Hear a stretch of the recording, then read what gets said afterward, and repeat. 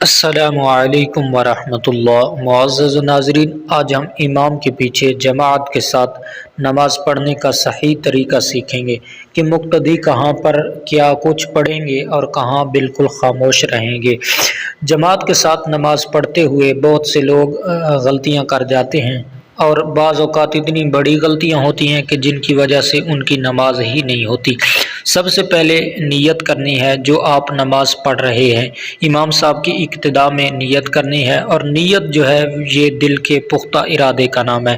نیت کرنے کے بعد امام تکبیر تحریمہ کہیں گے اللہ اکبر، مقتدی بھی تکبیر تحریمہ کہیں گے اللہ اکبر۔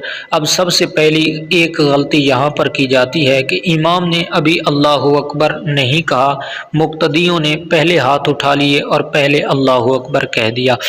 یاد رکھیں، اگر امام سے پہل تکبیر کرنے میں کہہ دی تو نماز نہیں ہوگی۔ ہاں، اگر کبھی کبھار ایسا ہو بھی جائے کہ ایسی غلطی ہو جائے کہ امام سے پہلے تکبیر کہہ لیں یا پہلے ہاتھ اٹھا لیں، ہاتھ باندھ لیں، تو پھر نماز کو توڑ کے دوبارہ تکبیر کہنی پڑے گی۔ اس کے بعد امام صاحب اور مقتدی دونوں ثنا پڑھیں گے۔ ثنا پڑھنے کے بعد مقتدی خاموش ہو جائے گا اور امام قرات کرے گا۔ امام جیسے ہی قرات شروع کرے گا، دوسری غلطی یہاں پر کی جاتی ہے کہ مقتدی ابھی ثنا پڑھ رہے ہوتے ہیں اور وہ اپنی ثنا پڑھتے رہتے ہیں، تو یہ بہت بڑی غلطی ہے۔ آپ کی اگر ثنا کا ایک بھی لفظ رہتا ہو تو امام قرات شروع کر دے تو آپ وہاں پر بالکل خاموش ہو جائیں گے، وہیں رک جائیں گے۔ آپ کا ایک لفظ بھی رہتا ہے تو آپ وہ لفظ بھی پورا نہیں کریں گے، آپ امام صاحب کی قرات سنیں گے۔ دوسری غلطی یہ کی جاتی ہے۔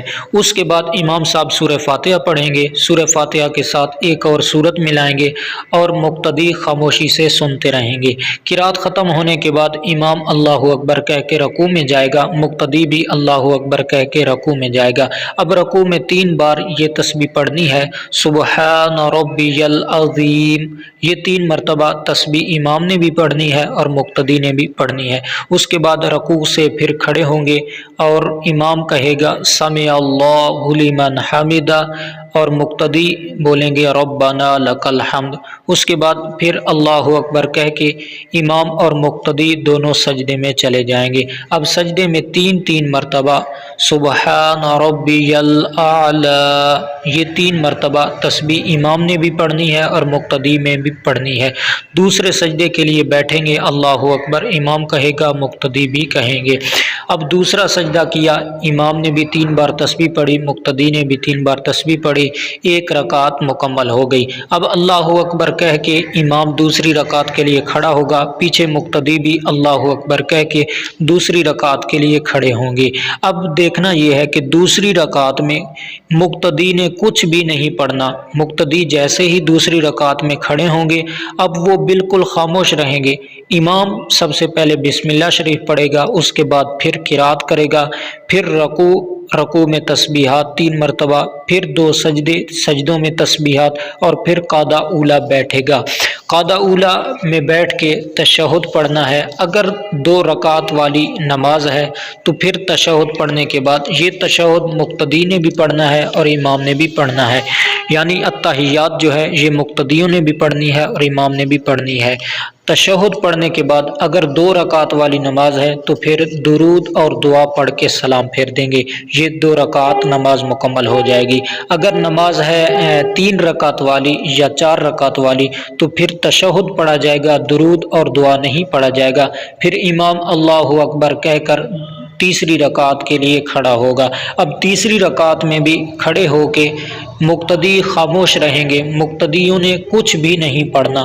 تیسری رکعت میں بھی امام خاموشی سے قرات کرے گا، یعنی دل میں قرات کرے گا، آپ بھی خاموش رہیں گے، امام بھی خاموش ہوگا۔ اب امام اللہ اکبر کہہ کے رکوع میں جائے گا، رکوع میں 3 بار تسبیحات، پھر رکوع سے واپس پھر 2 سجدوں میں تسبیحات، اور اس کے بعد چوتھی رکعت میں بھی مقتدی بالکل خاموش رہیں گے، امام خاموشی سے قرات کرے گا، یعنی دل میں قرات کرے گا۔ اب چوتھی رکعت میں جب ہے، چوتھی رکعت مکمل کرنے کے بعد یعنی رکوع کے بعد 2 سجدے اور 2 سجدوں کے بعد جو قعدہ اخیرہ میں التحیات میں پھر بیٹھتے ہیں، یا تیسری رکعت ہے تو تیسری رکعت کے قعدہ اخیرہ میں अत्तहियात में बैठते हैं तो इमाम और मुक्तदी दोनों बैठ जाएंगे, फिर अत्तहियात पढ़ेंगे, अत्तहियात के बाद दुरूद और दुआ पढ़ के सलाम फेरेंगे। एक मसला जो है ये नमाज मुकम्मल हो गई।